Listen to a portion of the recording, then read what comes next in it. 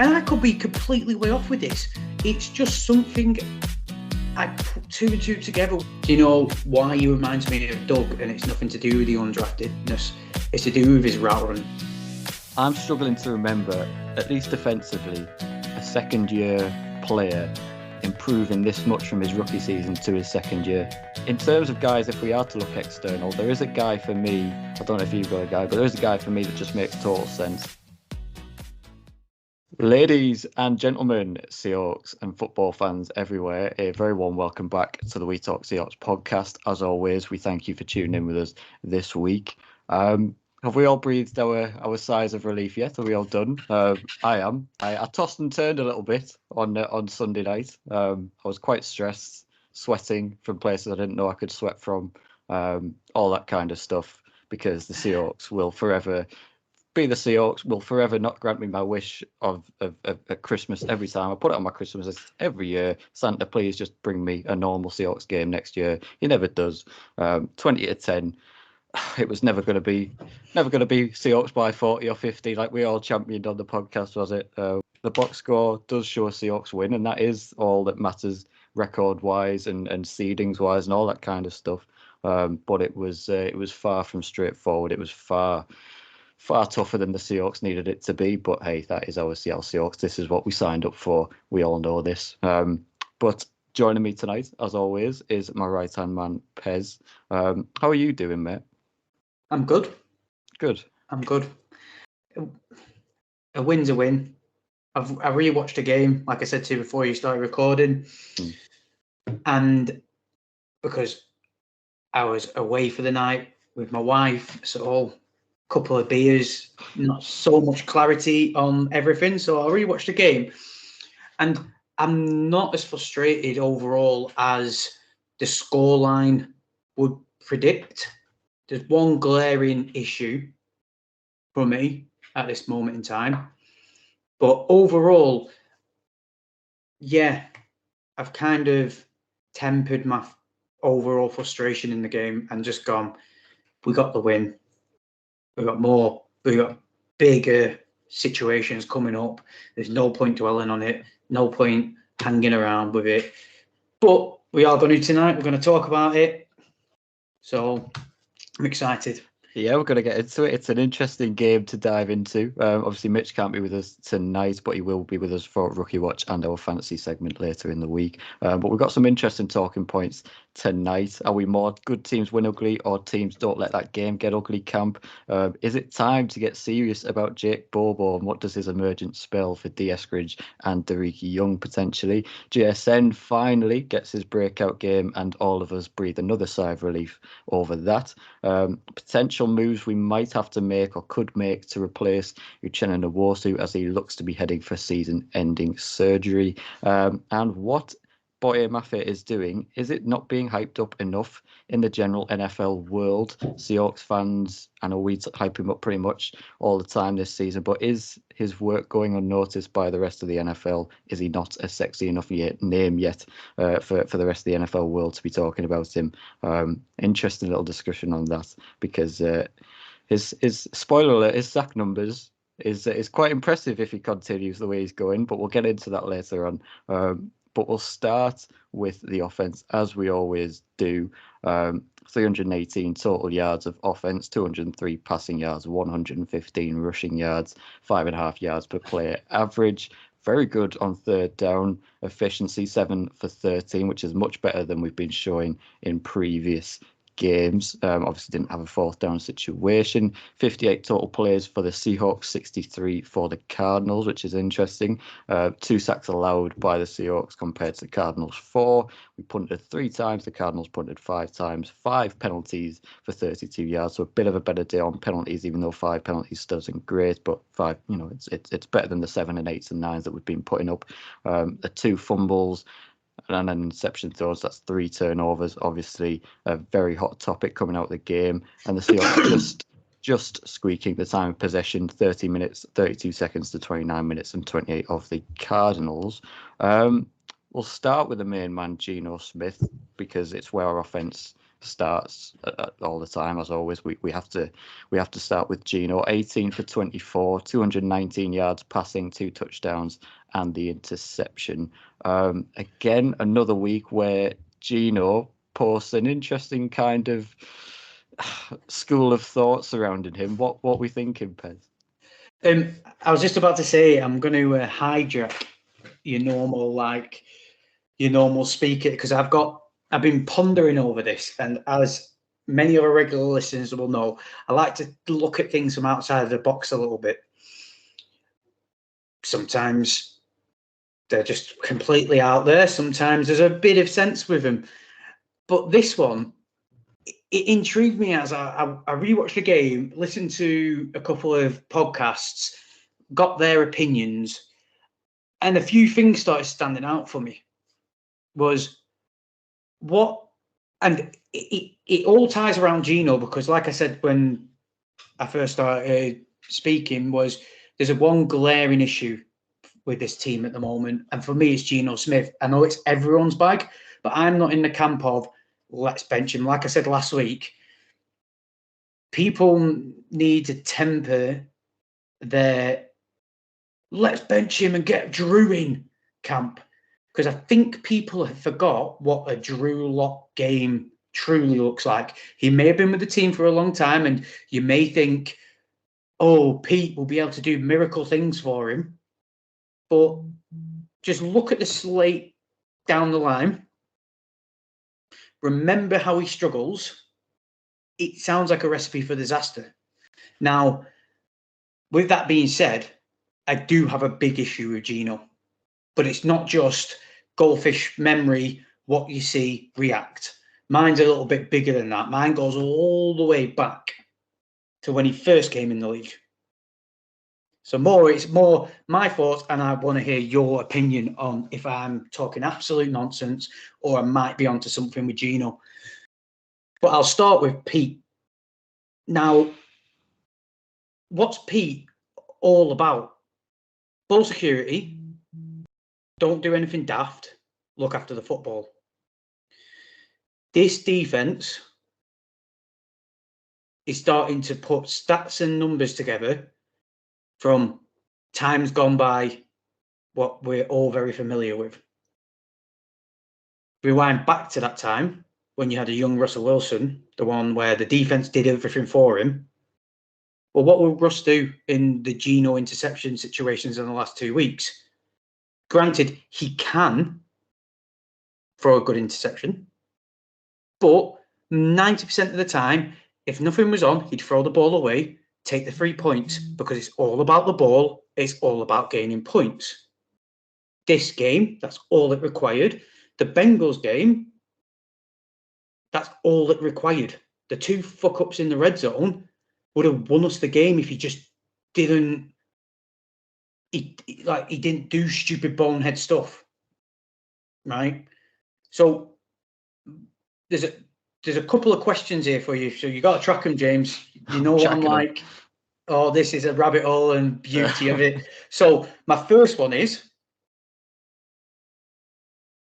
where is Pete over these last 2 weeks? Because it doesn't feel like his type of, bag on offense. Like Geno did it in the Bengals game. Surely Pete during the week has said, pack that shit in, but then did it straight away the week after. Right. So my question is, it just doesn't have the feel of like how Pete Carroll embodies the team. So keep that in your memory. And now I'm going to take you down the Geno Smith side of it. That makes me wonder, is Geno Smith truly regressing? But I don't mean regressing like just recent. I mean go all the way back to when he came in the league. What was the reasons he got benched? Boneheaded plays, interceptions, trying to force the issue too much. Essentially, or them. Attitude, ego, because he got him a punch in the face in practice. Now, are we as fans letting him off the hook a little bit and not seeing what's right in front of us, because in our mindset, Geno's just a backup.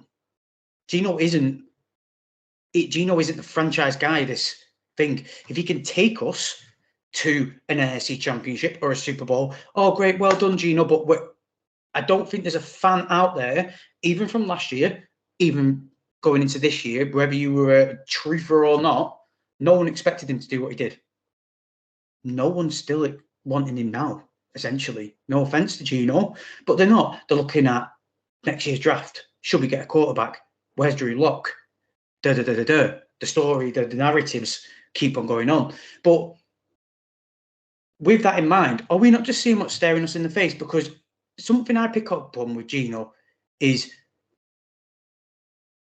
after last year, when he started getting better and better, I noticed that for me, people would say it's confidence, but I looked at it as it looks like he's got an arrogant swagger about him.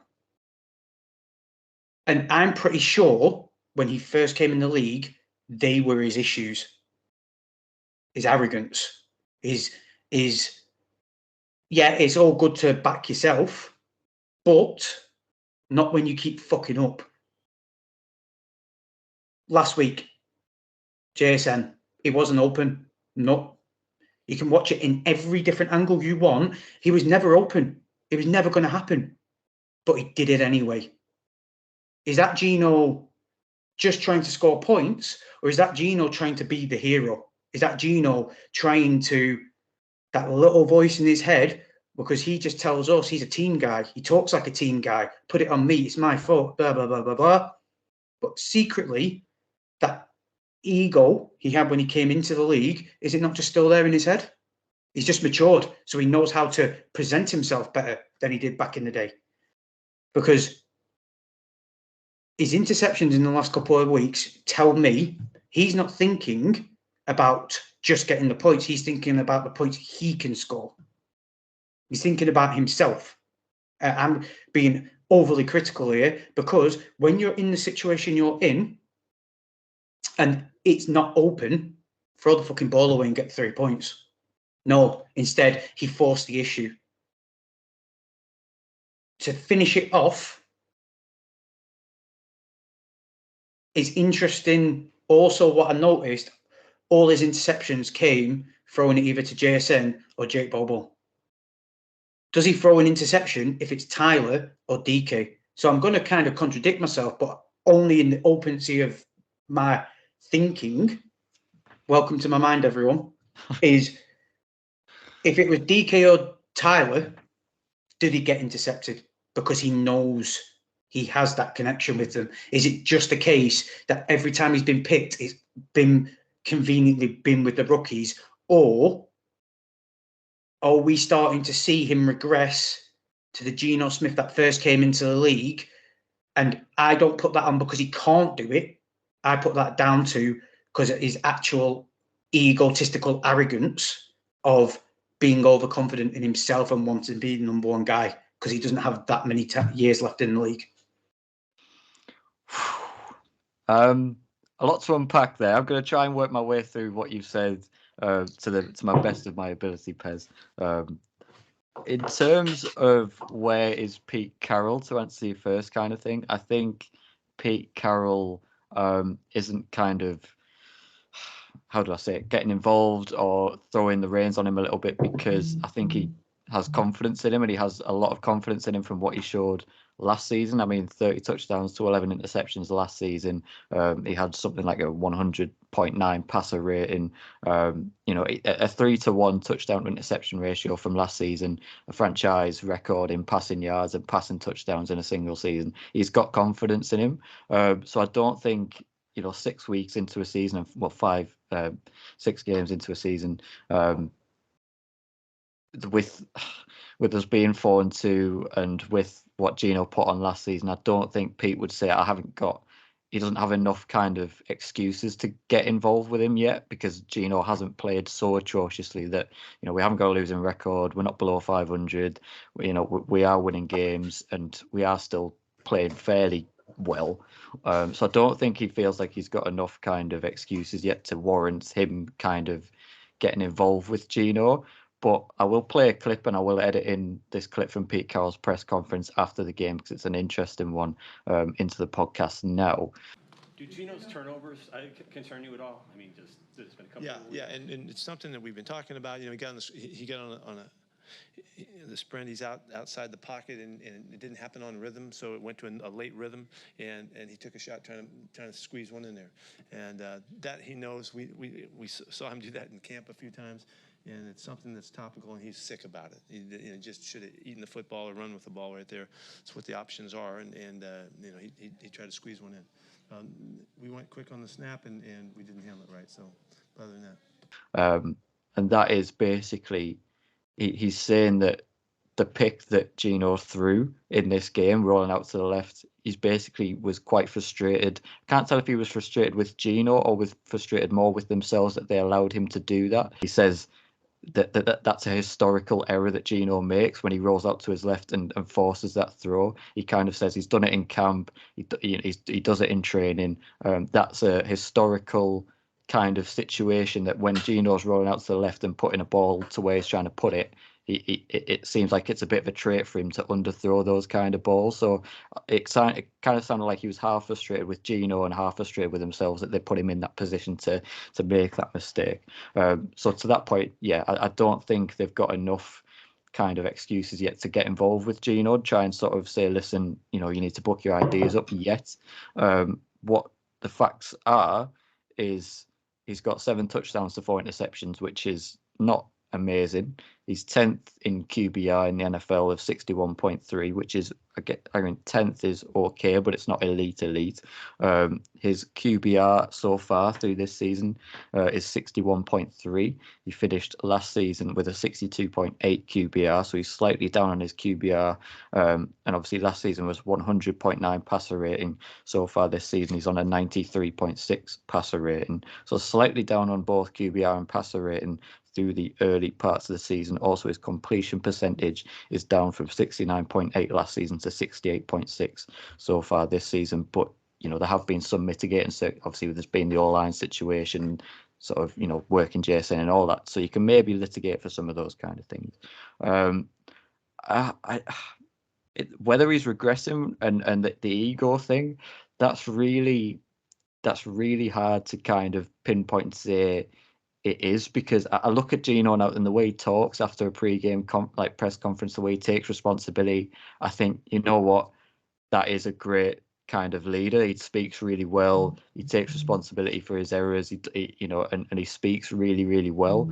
And I just feel like he's too humble of a guy to be that egotistical, knowing where he's come from. But then, like you say, playing devil's advocate, is it a bit of a character that he's putting on? Is it potentially a bit of a mask, a bit of a cover? A good point to your example is that play where he nearly ended his career trying to do a Drake London impression where he flipped over and landed on his head. Did he need to do that? Was that a smart thing to do, or was he potentially trying to play a little bit of hero ball there, trying to dive for the pylon, like we've seen Rusk do in the past, playing hero ball, not making smart decisions at times? Was that the first kind of inkling? Because that's been a main kind of plus point of Geno, hasn't it, through his emergence in Seattle, that he's not playing hero ball. He's a smart, team-friendly, kind of offense-friendly quarterback. He doesn't put the team and the offense in positions to harm itself by being sort of hero ball-esque. Whereas that was our first kind of, or my first kind of inkling, like, oh, Geno, was that really the right thing to do? Do you really need to do that? Is that the smartest thing, or are you trying to force something a little bit there? So, man, I don't know, because I hadn't even considered or crossed my mind that Geno might potentially be like an egotistical in the bad sense. I hadn't even crossed my mind. He's just a picture perfect, speaks picture perfect, comes across picture perfect. It hadn't even crossed my mind. But when I think of that, so was Russ. I don't know. Exactly. And I was just about to say, how many players off the field talk the right talk? Because that's what Geno's doing. Just because it's not cheesy and corny like Russ, it's exactly the same. He says all the right things. He says everything people want to hear. And when you then go on the field, you then, in a way, you revert to type. And I could be completely way off with this. It's just something I put two and two together when I watched how he threw the interceptions and where he threw the interceptions, where he could have got the 3 points. Our defense in that Bengals game, by the point where we could have got the first field goal, that was the interception to JSN. He didn't need to do that. That wasn't a case of shit or bust like the fourth down when Cody Parkinson, the actual play you called, saying, why don't you just target Cody Parkinson? And he's wide freaking open and he stares him down and bottles it. Like, in that sense, you could look at it deeper and say maybe he is got some internal demons, like confidence, because it's 2 games in a row now where he started off on fire and absolutely fizzled out. And he did this last year. Now, like I did last week, I will then, because I don't want people to listen to that and go, oh, he just doesn't like Geno. When Geno came in last year, I wasn't that impressed. I was shocked, just like everyone else. Don't care what anyone says. Any Geno truth in the world who knew he was going to do this. No, you never. Unless you were in the team, like a Quandre Diggs, who said, oh, yeah, we knew what he could do. Like, unless you're inside the building, no fan, I don't care. Unless you're connected with the team, no, just general fan on social media had a clue what Geno was going to do last year. Like, simple facts, in my opinion, and I'll stand by that. And I was the same, super shocked. But like a lot of fans, they wanted to see him 2 years in a row. And I get that feeling like he had such a good year last year. You read all the stats out, and I just feel like he's sitting on his laurels a little bit. And he's let it go to his head a little bit. And I'm sure they were the things when he first came into the league what got him into trouble. And like I said, but to sprinkle some positive onto it, I said last week, one thing Geno won't do this week is stand in the pocket too long when he realises things are going wrong. Did exactly that. He was on his toes. He registered it, was aware, darted, gone. Yeah, love it. Perfect. Love it. And so that's a positive. I believe he did this last year, though. So I do put that. Just wanted to see your opinion on it. Like, it's just the viewers probably, the listener and the viewers probably come into this podcast like, what have I just fucking opened for the first 10 minutes? But hey, it's an inflammatory kind of discussion in terms of people might not want to have it, but it's a potentially interesting one when you get into it and think, could it be that? At this point, I'll side with the kind of I'll back Geno until he shows me enough. But now that you've mentioned it, it's in my back pocket. I've written it down. It's on record. I've noted it. So if things start to fall in line with what you're saying, then there'll be no denying it from me, or not jumping on the bandwagon with you. Anything more you want to say on that? On Geno? Just to say about Geno, people need to remember he did this last year. Pretty much in the same trend.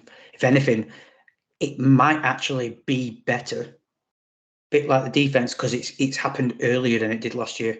Remember last year in the middle of the season when we went on that losing streak, and we couldn't get anything going, and everyone was saying the offense is broken.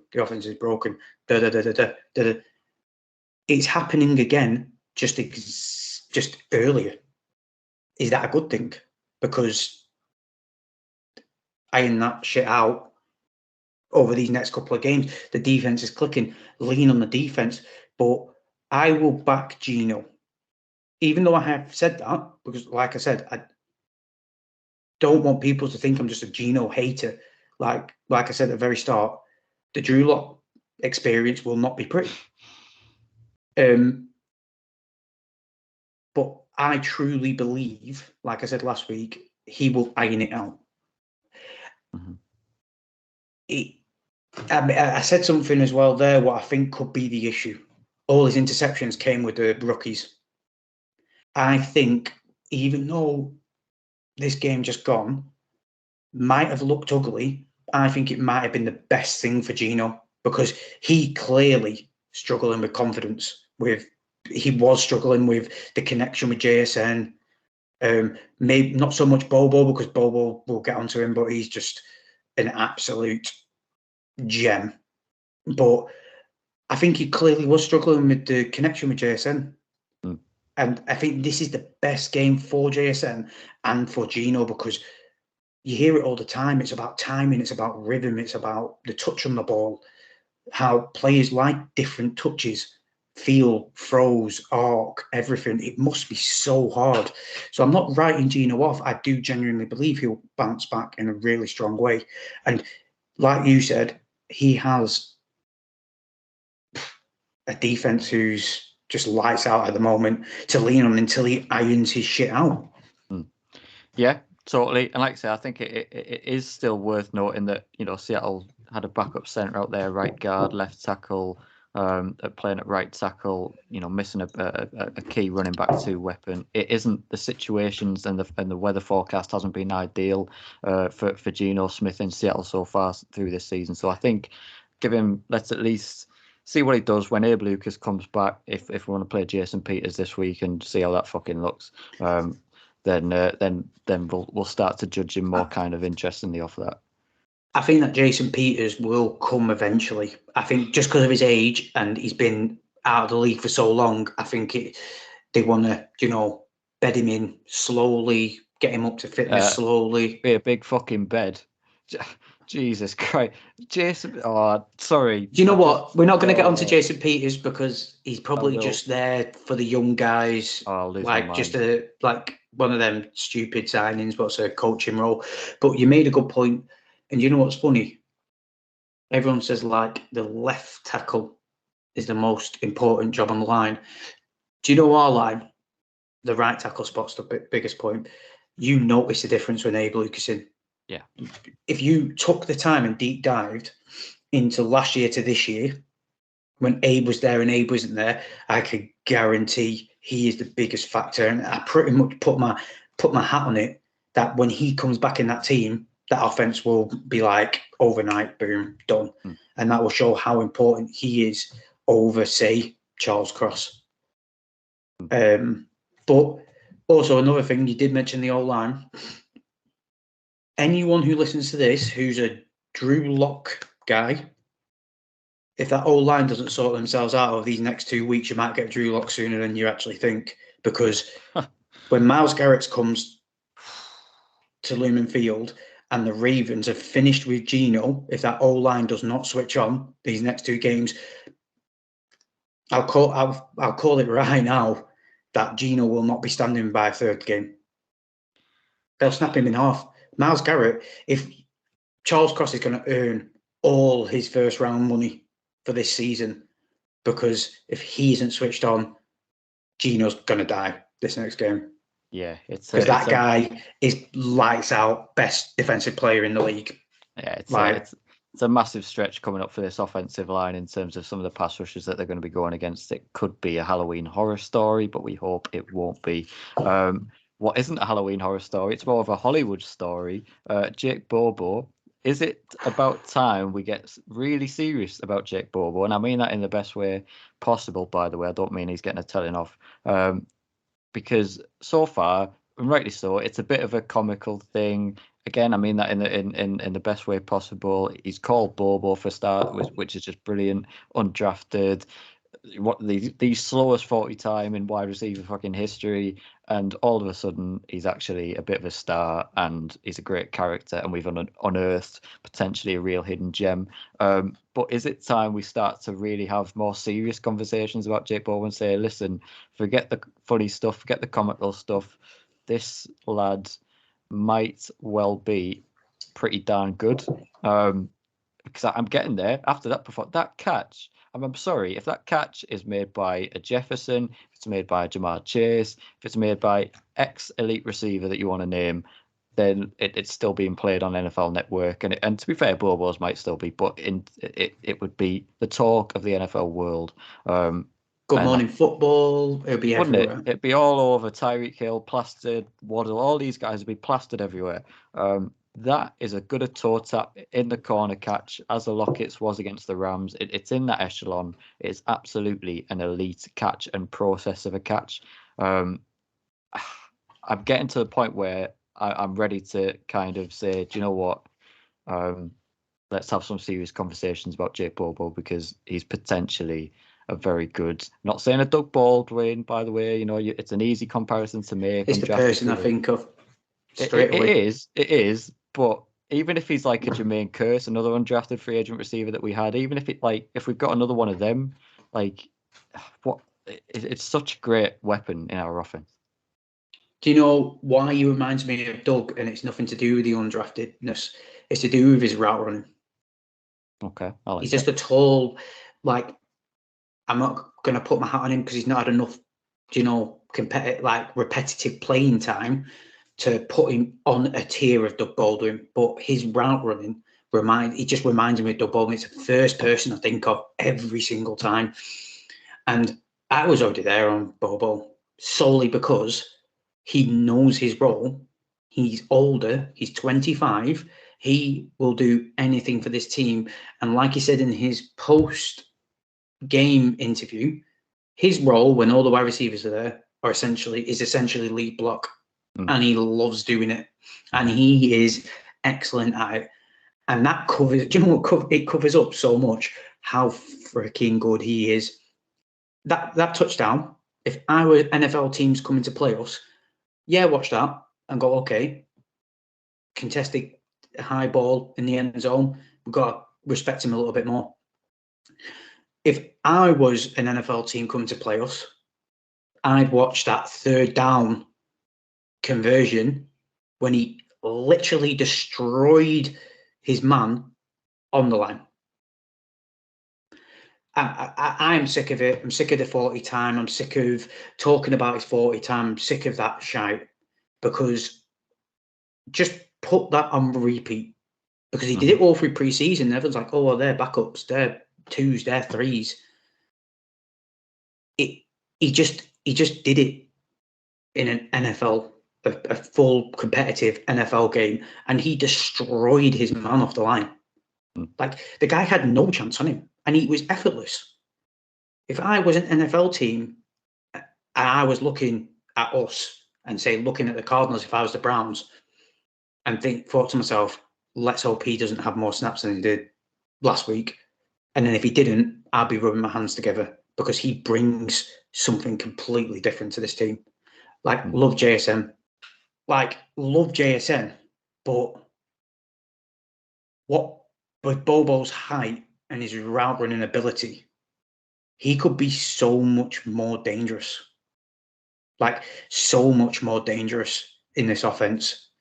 JSN literally got used the way we've all been crying for him to be used. And look how dangerous he was. We actually pulled off a screen. Yeah. But who was the block? Bobo. Yeah. When it works, just repeat it. Because no one can he doesn't even look that big.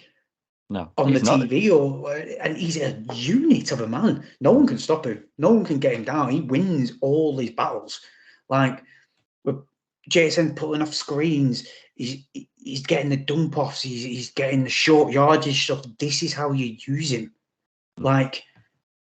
I've never agreed with this. You can't use him in third down because of the O-line problems.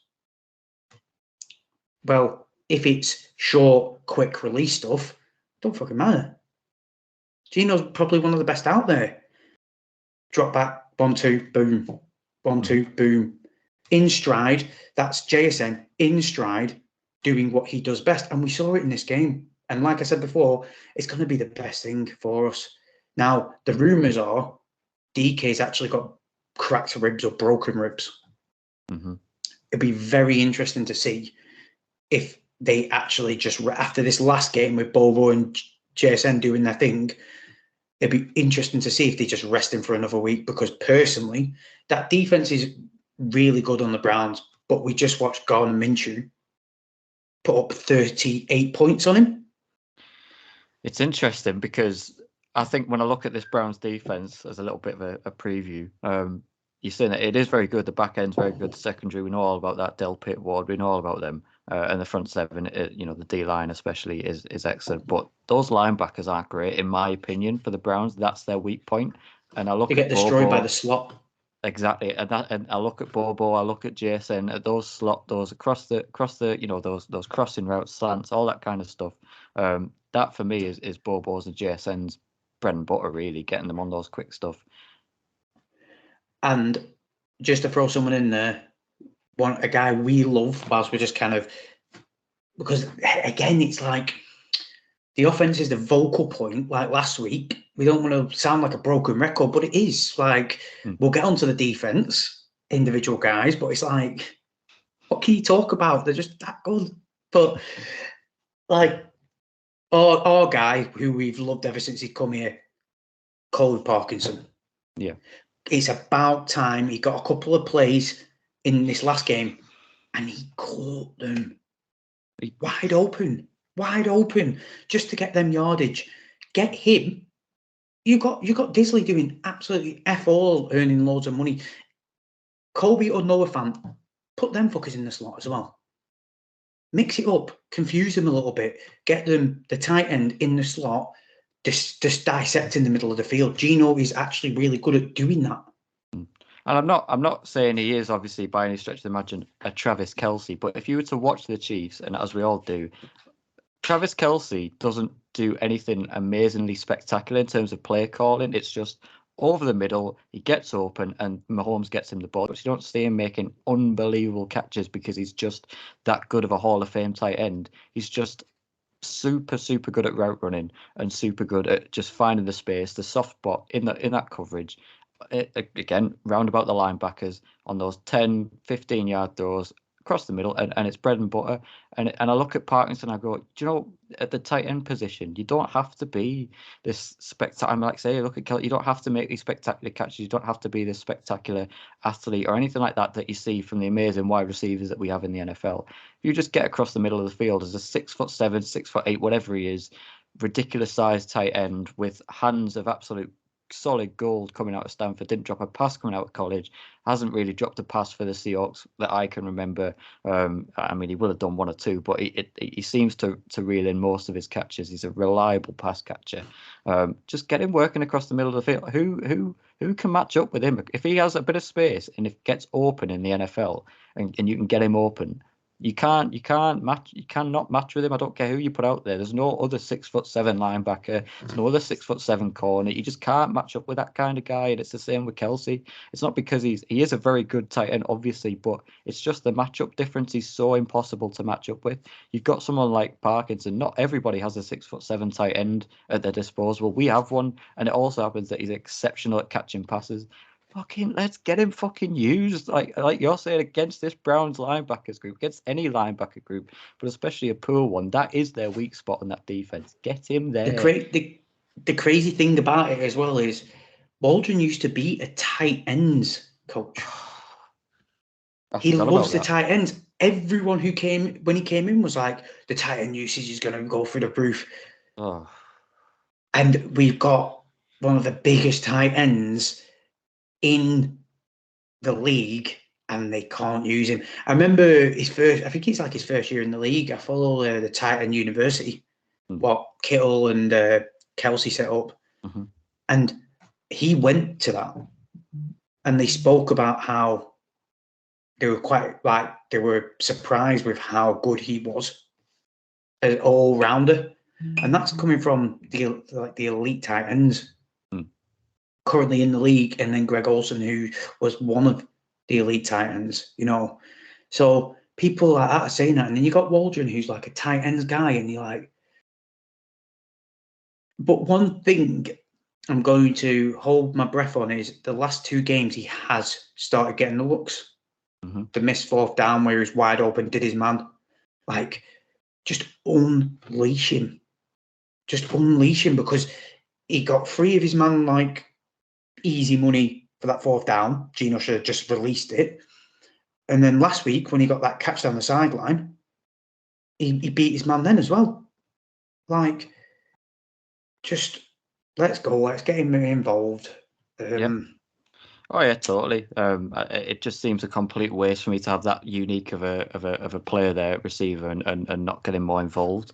But in terms of what it means for Eskridge and Young, in part of our initial statement, do you think? I think certainly for Eskridge, I think potentially his time might be up. I think we could package him into a trade if we wanted to potentially. Young obviously has longer on his rookie deal, but I just can't see a role for Eskridge or Young really moving forward. No, I just can't see it. So Bobo's destroyed. Well, when we picked JSN up, Eskridge's number was drawn anyway.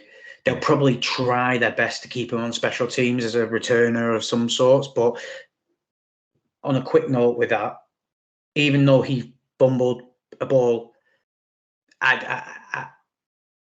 going to put my hat on the fact that you'd struggle to find a more solid returner than DJ Dallas in this league, in my opinion.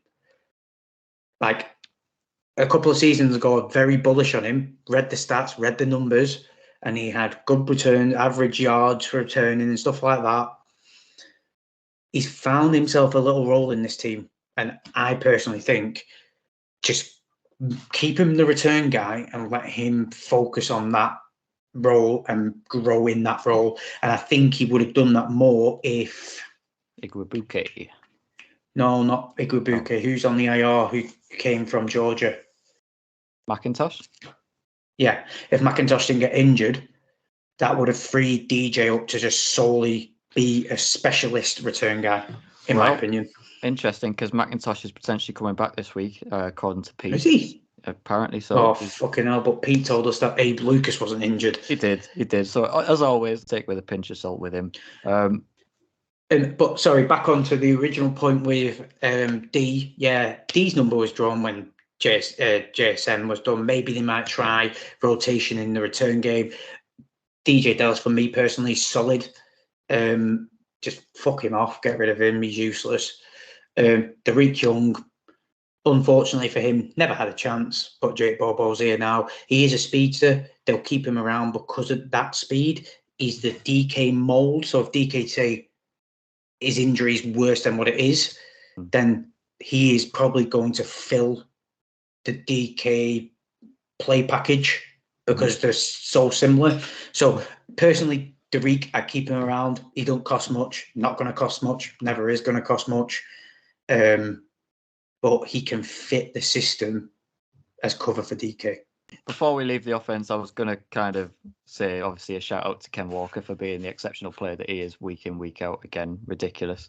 Do you know, as my number two boy, because obviously I've got my OG and then Ken, they're in my little club together.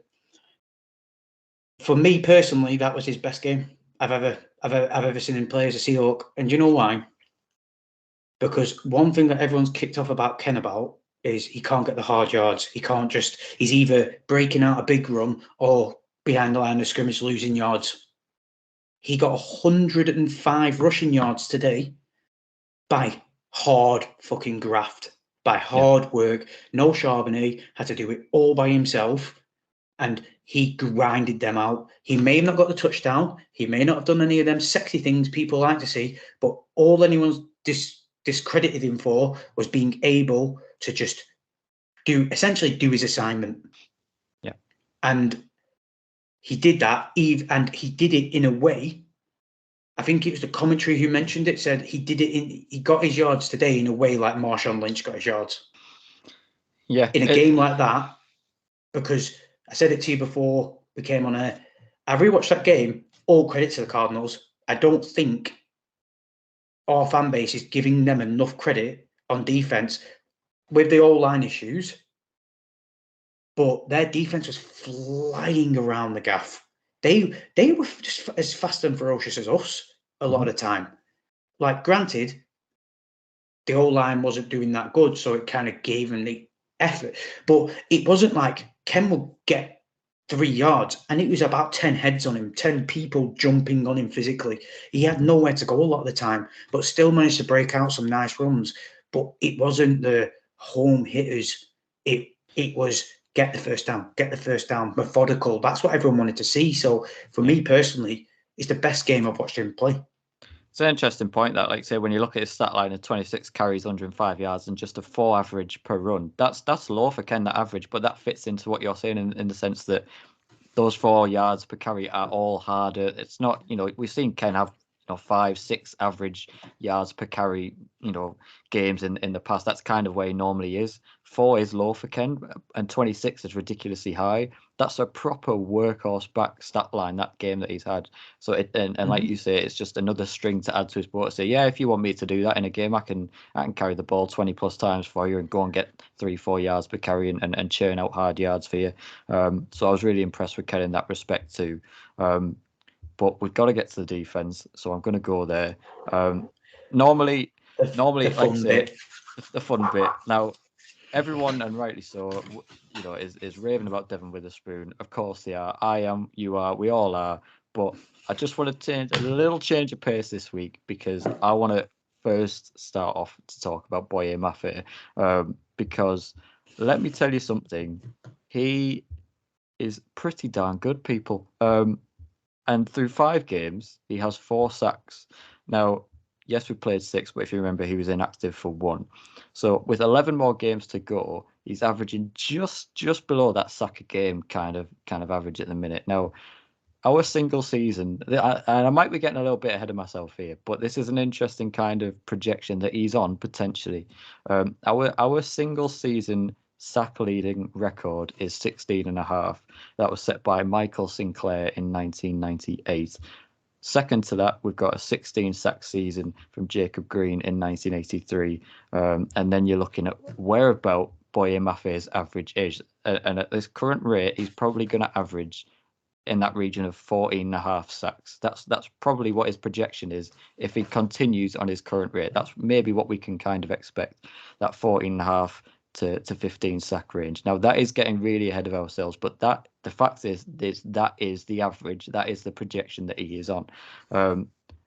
And I mean that in recent times, like say that Patrick Kearney season in 14.5 sacks in 2007, the only other time this century, like you've got to go back to 2018, Frank Clark, when he had 13 sacks in 2018. Again, if you want to go to this century, you've got to keep going back to Cliff Averill in 2016, 11.5 sacks. And then you're looking at Chris Clemens with a few there, John Randall, Jaron Reed way back in 2018 with 10.5 sacks. Like, we don't produce double-digit sack play. We just at a high rate, and it's a hard thing to do in the NFL. But like the projection he's on at this moment in time is pretty ridiculous. And it's not just his sacks, it's the way he's setting the edge, he's stuffing the run. I mean, I'm struggling to remember, at least defensively, a second-year player improving this much from his rookie season to his second year. From what we saw in his rookie season, he's quite raw. The talent is quite clearly there, but he's really raw. Forgive me, I can't remember. Did he get a sack in his rookie season? I can't even remember. But it was Probably would have.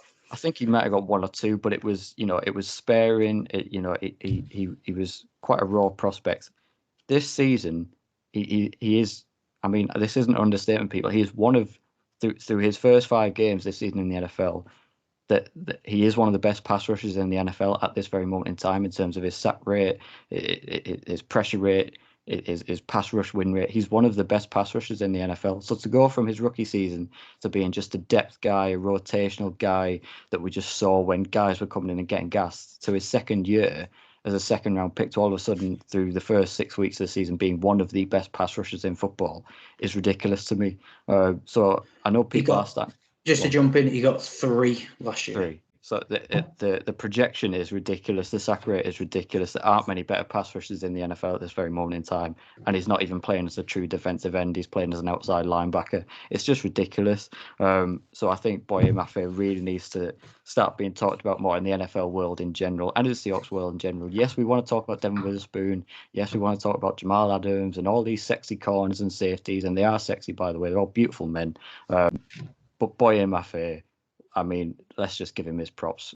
He should have had 2 sacks as well. Remember when he got in the backfield and he was a bit like, he was like, do I wrap him up? And he just kind of like did that stupid jumping around things. Yeah. But, yeah. Like, I understand it because it's one of them.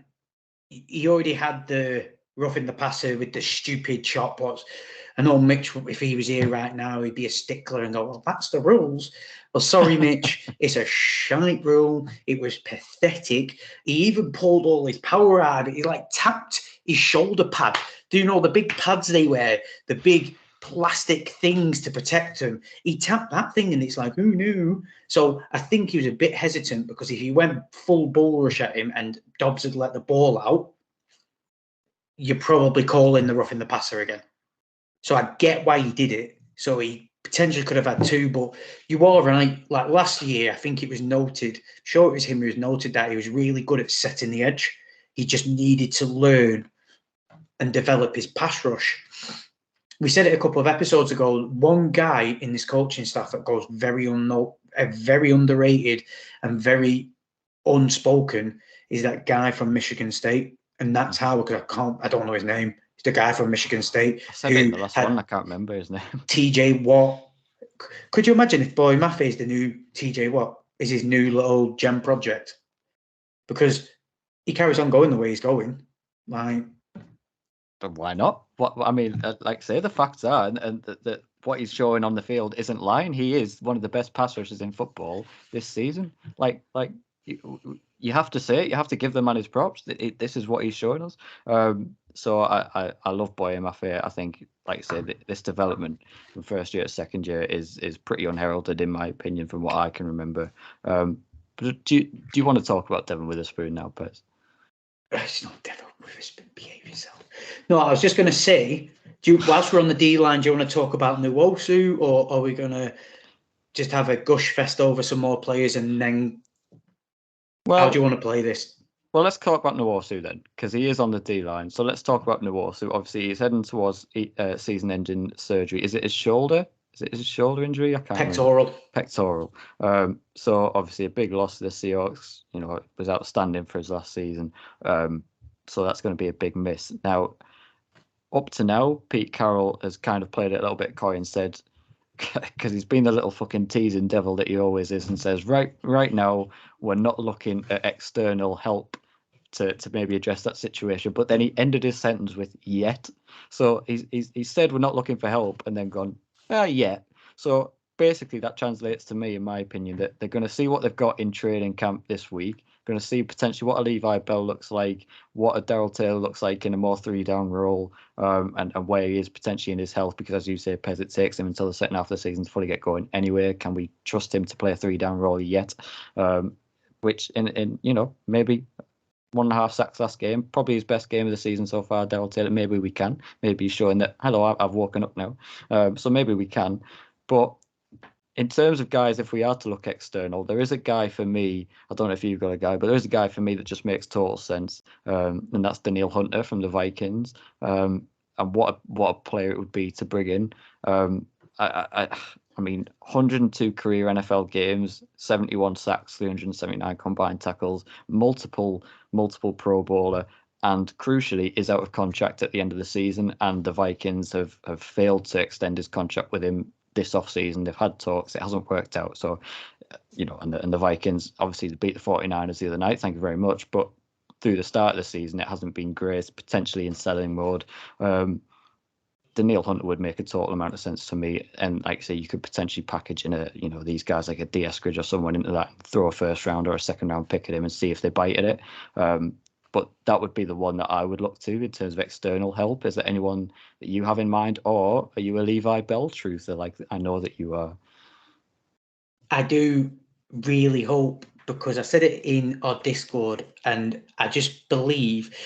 I listened to I think it was the Man to Man, and they were talking about. Someone asked them a question about getting a proper fullback like Marshawn had. He had, is it Michael Robinson? Was that his name? Michael Robinson, yes. And is it worth getting a fullback to help Ken in the same respects?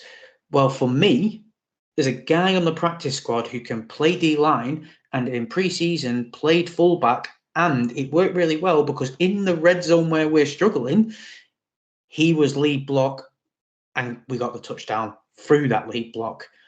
Could he not be a utility man we're really missing out on because he had a really good pre-season? And then it's just like one of them where, no, this could be a blessing in disguise with a Tyreek Smith. Ideally, the most logical thing that's going to happen is Tyreek Smith, once Nwosu gets put on IR for the surgery, shut down for the year, Tyreek Smith will fill his place. I think that's the natural progression.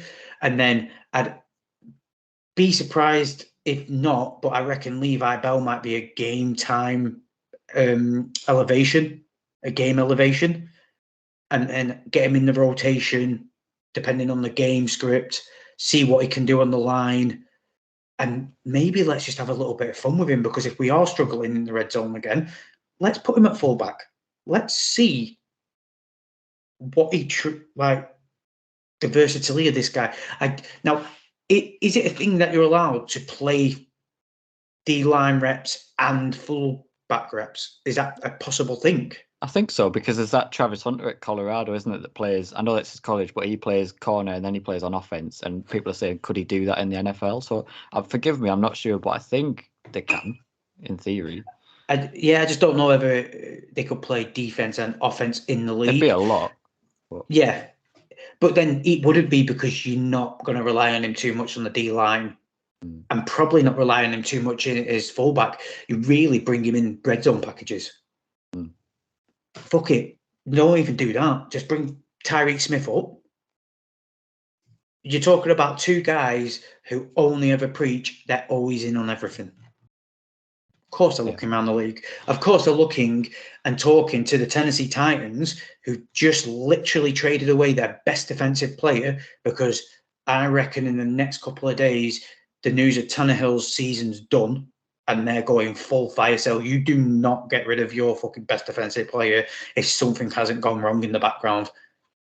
I think they're ready to go full sale mode. Go down there. Let's see what we can find from their D-line. Mario Edwards came from that team. Did pretty well. They do really well with training up their defensive players. That's my first point of call. I don't have names, but I reckon someone like the Titans is my first point of call, who are trained up nicely on defense and who look like they're selling. Let's go knock on the door and see who they might want to give up. Maybe for a Eskridge. Maybe. See, the thing on for them, for me, it would either be a Simmons, which you're talking multiple first-round picks, and we've invested quite heavily in the interior of the D-line anyway. And then linebacker, it's Harold Landry, but Harold Landry is under extension for I think he signed a 5-year deal last season, so he's got another 4 years left on a monster 80-odd million extension that he sent. So if they were to get rid of him, the dead cap that they would take is just ridiculous. They're not going to move off from him. So I get it, and listen, I mean, Simmons would be fucking unbelievable. I'd fucking take him. Oh, of course I'd take him. For me, it's either a Brian Burns. Simmons at the interior. It's ridiculous. Brian Burns. Do you know what? Brian Burns is a good shout. Or Hunter. Yeah. They're do you know what? I'd be looking at. Yeah. And then want to make a big splash. Obviously, we sometimes make more coy signings, and we've made quite a big splash in Draymond Jones on it. But if we want to go out and make a big splash and say, fuck Chase Young. Yeah, there's another one. Yeah, Chase Young. They're the three. Realistically, though, Tyreek Smith's going to get elevated. I don't know who else is on the practice squad for the D-line. Levi Bell might get a look in. Like you said, I reckon it's going to be training, going with the ones. Let's see how you handle yourself. I think they'll get elevated, but I think for now, I think Taylor will slot into that role where Nwosu was playing, and I think you might see a few more reps with Derek Hall, maybe, and I think Bell and I'll get promoted. Derek Hall, and then also, if you think about it, Cameron Young might start playing those more, and they might then move Jordyn Reed out, because apparently that's what they always wanted. That's what they always want. They want to get Jordyn Reed on the outside. So if they have confidence in Cameron Young, there's so many movable pieces. Nwosu is just a key piece we've lost, and I don't know if we have a player in the team to replace him, even though in the past I have said that Nwosu and Taylor's games remind me of each other. So maybe Taylor can just be the replacement. Yeah, I think that's the logical thing. And it's what we've stressed on this pod before. It's like, I think they're trying to go positionless, like you're saying, they're positionless football on defense. So we've got players in every position that can just move across, right? You say, right, Jeremy, do you move outside? Cameron Young, you can go there, you can go there. So I think we are set up nicely to say, if we get injuries on this defense, we can cope with what we've got in-house. It's just whether you want to go and think, are we in really win now mode? Do we think we can push for a really deep playoff run this year? If so, do we go and get a Brian Burns, say fuck it, or a Daniil Hunter or Chase Young, whatever? It'll be interesting to see what they do. I just have a feeling that Pete and John won't be able to help themselves as the trade deadline enters fruition. 100%. But now, go on. I don't know where you were going to go, but I'm hijacking this because we spent too long on the defense that we can't. For our long-term listeners, they will know exactly where I want to go here. You go there. And that's Jordyn Brooks. Good lad. I love that man. I always have done. I've never wavered. I argued with people till I was blue in the face. And do you know what's different about this year? Everyone's like, oh, because Bobby's back, because of this, because of that. No. I've always felt, ever since he came to the Seahawks, he's had expectations on his shoulders, and they've never let him just play his game. They've never let him truly just be free, comfortable, and express himself. It's always been contained. The whole defense has for years and years and years. It's just been contained. You'll do as you're told. You'll do as you're told. You'll do as you're told. And this year they broke out because, well, they tried it with Jamal. The injuries slowed that down. Now they got Jamal back, and then they got Spoon. That's it now. That honestly, if this group, before I just gush over Jordyn, if this group stays healthy, the violence is only going to get worse for teams. Like the violence, like it was said in the post game. Jamal said it. Jordyn said it himself. Bobby said it. Jordyn is not normally a guy who's rah, shout, do this, do that, do the other. But he said himself, he said he got injured. He couldn't play. And it's almost like he respected it more. And now he wants to go and express himself. And fuck me, has that guy expressed himself. I was going to say, Jesus Christ. I was going to ask you, had you seen his press conference after the game? Because I was going to edit some of that into the podcast as well here. Can you say right now that you're having as much fun as you've had since you've been in Seattle playing on this defense? Yeah, I mean, look who I'm playing with. I'm playing with Bobby Wagner. I'm playing with Jamal, Q Diggs, Young Spoon, Tariq Woolen, Chenna, Jay Reed. I mean, it's a bunch of guys that can play ball. And, like, when you look around and see that, like, if that don't make you excited, I don't know what does. And so I think that's what it is. And honestly, getting hurt is giving me more appreciation for the game. I think in the past, y'all see me make a play and I wouldn't do anything. Like, I just walk off. But it's just appreciating where I'm at and appreciating who I'm playing with. And so I think that's what y'all are seeing right now.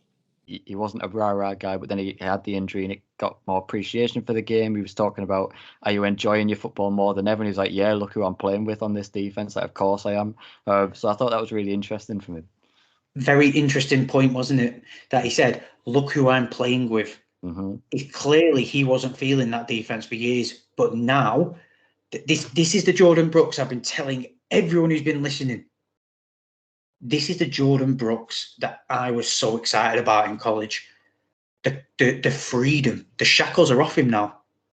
And you know what it is? It might be because, like, you've got to look at it. You've got to think, I've never known a player to come back from an ACL early, not lose any speed, and get even better. And do you know what I think it might be? A little outside of the box view of it. They rejected his 5th year. So essentially, this is a contract year for him. So he's probably thinking, I've had my fucking big money taken away from me from the 5th year. I've lost out on playing time.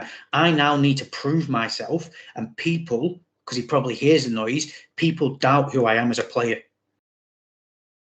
And now he can fully express himself. And now you're seeing the true Jordyn Brooks. you're now seeing the player that I saw in college. Anyone who got excited about him, Matty Brown, always loved him, always was telling everyone, you just need to understand. He's like, the guy can't cover, but he's getting pass breakups over the centre. Honestly, he's over people, flexing, shouting. I'm like, yeah, I love it. The violence is just unreal. And his size, unleashing violence is going to hurt any slot receiver daring to go over the middle. Someone said it in a podcast. That game reminded you of a young Bobby Wagner. I know the comparison's been thrown around, but that is the game where you can genuinely turn around and say, that reminded you of the young Bobby Wagner when he first came in. And you know they were all buzzing off it. Now, he, quote unquote, is like a leader in the middle. And that's only going to just instill this thing into the team. Like, this guy doesn't say nothing. He makes plays and just walks off, chill. Like, and now he's getting angry. I need to get angry. I need to start making my plays. Next one up, Tariq Woolen. Just chuck that in there. Next one up. He's going to remind everyone. And I love it against the Browns. Or do you know what? Actually, the Ravens, because everyone's like, oh, the Ravens, let's wank over them because they battered the fucking Lions. I'd love nothing more than Tariq to just turn up and go, oh, yeah, hi guys, I'm still here. Like, yeah, remember me? And he will. But you know what it is about Jordyn Brooks that I think? It's like, you know, like before he gets that injury, I think, and you'll see it from a lot of players, they're always worried about that next injury and like, oh, I don't want to go too hard in case I get an injury. He's got that injury, it's happened, and it's like, and it's not a nice comparison to make. I don't enjoy making this comparison, but you know, if someone was to get like a terminal diagnosis and then they just live for every day after that, and every day is a bonus kind of thing, it feels like Brooks has had this ACL thing. It's going, do you know what? I've had it. I'm now going to not worry about if it happens again. I'm just going to, every time I get the chance to go out and play football now, I'm going to play in that moment, play that play as hard as I can. If I get injured again, if the ticking time bomb blows up again, then it blows up again. I can't help that. I have, you know, with the nature of an ACL injury, it is always a risk there now. So it just feels like, why bother even worrying about it now? I'll just take it day by day, game by game, play by play, and you can see he's now kind of playing with this kind of renewed energy that sort of, there's no weight on his shoulders anymore. Like before that injury, there's that expectation. Is now I'm a first round pick. I have to stay healthy. I have to play well all the time. Now he's had an injury. Yes, he's still the first round pick, but they've declined my 5th-year option. People just expect me to get injured again at some point. Nobody expects me to play well anymore because I'm coming off an ACL injury. But he's like, I'm showing them I'm faster than ever. I'm sideline to sideline more than ever. I'm more energized more than ever. I'm hitting harder than ever. And it's like, this guy has just been like, he's like a phoenix out of the ashes. He's just been reborn into this kind of Jordyn Brooks that he's just evolved. And it's so fun to watch. Do you know, another thing to take, there's so many little nuggets to take from him as a whole, the interviews, everything about him. Like, Bobby spent minutes just chiming multiple times through his post-game presser on Jordyn Brooks. I've never heard him talk so like much about him before in the team. But one thing that stood out to me as well was he didn't feel like he had a great first half. And Jamal came round him and got in his ear. Then Bobby came round him and got in his ear, and apparently Spoon said something to him as well, what just shows his impact in this team as a rookie. He's like giving guys, you know, a G up. And do you know what you're starting to see? What we haven't had for years, the difference maker is all these guys have bought into each other. Yeah. All these guys, and if you want to segue with this, all these guys have bought into each other to put a lot on his shoulders because of Spoon. Really, what's different in that team? Like, Jeremy Reed, been a revelation on the D-line, he has. But for me, the difference maker is Spoon, because since he's come into the team, he is a difference maker. And all these vets, Quandre, smashing the death out of people, playing more free. The evolution of this defense since he started playing, because he's literally playing to what you see on the fucking tin, it's freeing everyone up. It's freeing everyone up, But in my opinion, it's more so there's nowhere to hide anymore. Like Tariq Woolen gave them some place to hide last season because he was the star boy. Now Witherspoon's here as well, and he's playing that well. Jamal, Diggs, all these other guys, you can't hide anymore. If you're not playing well, we'll notice it now because Devon's playing so well, Tariq's playing so well. Before that, when they've not been here, you know, it was easier to hide behind other excuses like, oh well, it's just not a very good secondary group. Now we've added just 2 studs almost in the blink of an eye. There's nowhere to hide on this secondary now. If you're not playing well, it'll be noticeable because Devon Witherspoon's playing out of his skin. Tariq is playing well, and in turn they must go, do you know what? I have to play well now because it's gonna show up on tape if I'm not playing well. And it's the ego of an NFL player as well. It's the ego of Jamal. It's the ego of Quandre. It's the ego of Bobby, Jordan. This rookie's coming in, balling out. I need to up my game because he's going to make me look stupid. Like Bobby, for example. Bobby's playing lights out. Like, just because everyone expects him to do it. I remember 2 years ago, Bobby's washed, he's done. Needs to retire, he's done. He's washed, he's done. He's literally like the old guy, like the old dog who gets a young puppy in the household and he gets rejuvenated and he's like bouncing around with loads of energy again. He's not just like sat there like I'm an old dog now. And it's like he's rejuvenated. Like, it's a lot to put on his shoulders, but I think he's accepting the challenge. But he is the linchpin. He really is. And you are starting to see, I'm not putting this as a comparison before anyone says it, but you are starting to see what made the Legion of Boom so great. It wasn't because of excellence. It was because each player elevated each other, but then unlocked themselves. Like, I've never seen Quandre roam so much near the line. No. He bent that fucker in half. Yeah. Spoon, 360 the guy. Like, Jordan, like, ready to bite someone's face off. Bobby took someone out. Jamal's still making tackles, but clearly not 100%. He said it himself. Yeah. He's not flying in anymore. Very, very smart. He is a kind of dog who needs to be calmed down. He needs the chill out pills. He needs you just be smart, get to 100%, and then when he joins in, you've just got to muzzle. You've just got to muzzle him for now, haven't you? And then say, right, get healthy, and then we'll take the muzzle off. He's like the OG dog. Like, he's the OG. Muzzle him. He's crazy. Let him get healthy. He's got a broken leg. He's got the cone on his head, and he's still trying to take people out. Get that muzzle on that guy. Back end of the season when he's 100%, unleash him. And teams are like, oh, what about Spoon? What about this? What about that? And then he comes like a missile and like rips your quarterback's head off. Scary. It is just a band full of killers. It is really Julian scary. Love took that guy out. Took that, like, on the sideline, just creamed him out, like absolute missiled him out. I was just like,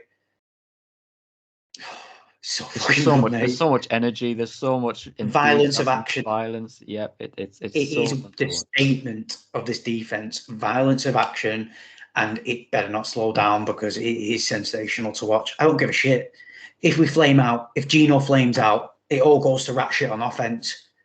As long as this defense stays. That's their new nickname. LOB, forget that. The VOC, the violence of action. That is their new nickname. I like it. And to round it off, what they're kind of producing in the last 3 compared to the opening 3. So in the first 3 games, and like I said, there's potential, you know, strength of opponent, all that, I get that. But just an interesting look, potentially since Jamal Adams has come back, stuff like that. In the first 3 games, we were allowing 29.3 points per game. We're now allowing 10 points per game in the last 3. Through the first 3 games, we'd allowed 407.2 yards. We've now only allowed 236.7 in the last 3. In the first 3 games, it was a 5.6 yards per play average that we were allowing. It's now down to 3.7 yards per play. In the first 3 games, it was a 38.2 yards per drive average. This year, this last 3 games, 20.9 yards per drive, and finally, it was 2.8 in the first 3 games for points per drive that we were averaging. So pretty much almost a field goal per drive that we were giving away.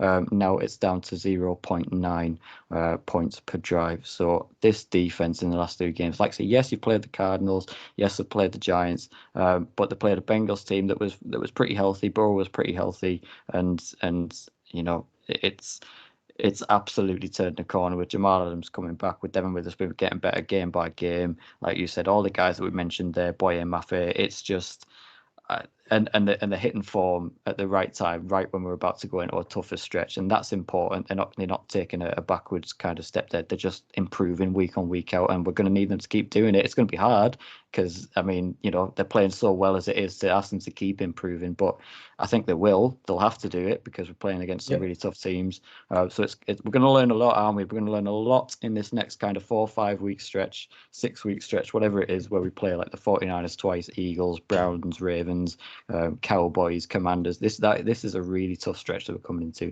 now. So if we get through it, and this defense continues to play well through it, I'm in that kind of mode that give me anyone in the playoffs if we get there. I'll be confident if this defense can hold up through this stretch. Again, you know, if we can hold up against the Eagles, if we can hold up against the 49ers, that's the best of the NFC. So we're going to really test ourselves over the next few weeks, and I'm so excited to see what they can do, because we are going to learn a lot about this Seattle Seahawks team in 2023. Any final thoughts on the defense or in general, Pez, before we round this one off? No, I think we've hit everything there. Well, we've had fun doing this one. We look forward to the Browns this week. Throwback week. Maybe playing like some more LOB style defense in throwback week would be lovely. But yeah, can't wait to see those sexy uniforms in full display at the field. It's going to be vibrant. It's going to be fun.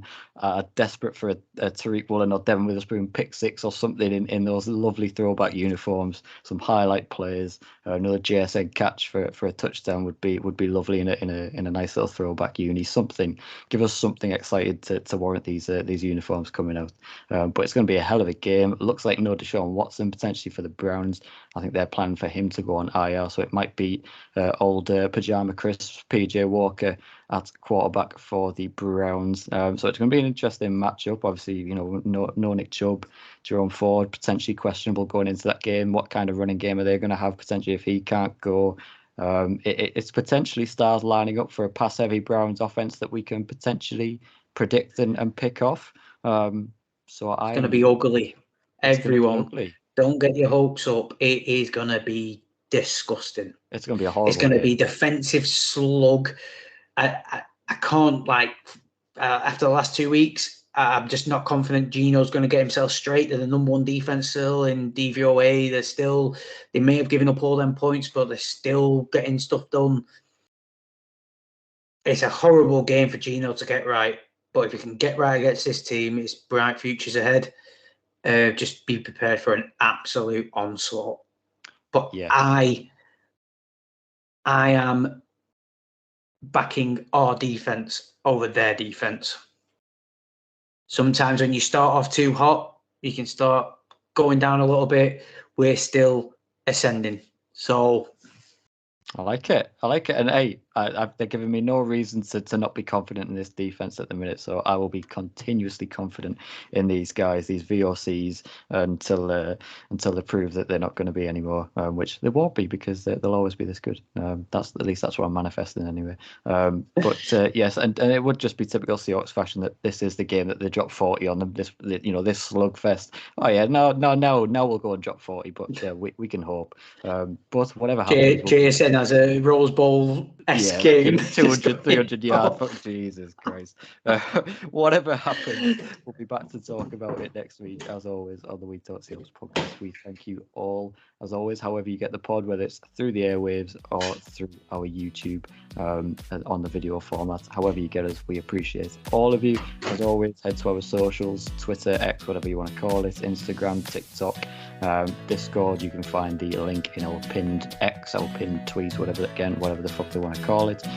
You will find it there. Great little community that we're always still building, and it's always fun on game days as we delve into the insanity of following the Seahawks on a game day. It's a fun 3 hours that we bounce ideas off each other and takes off each other. So come and join us for that. But as always, stay tuned and go Hawks. Go Hawks.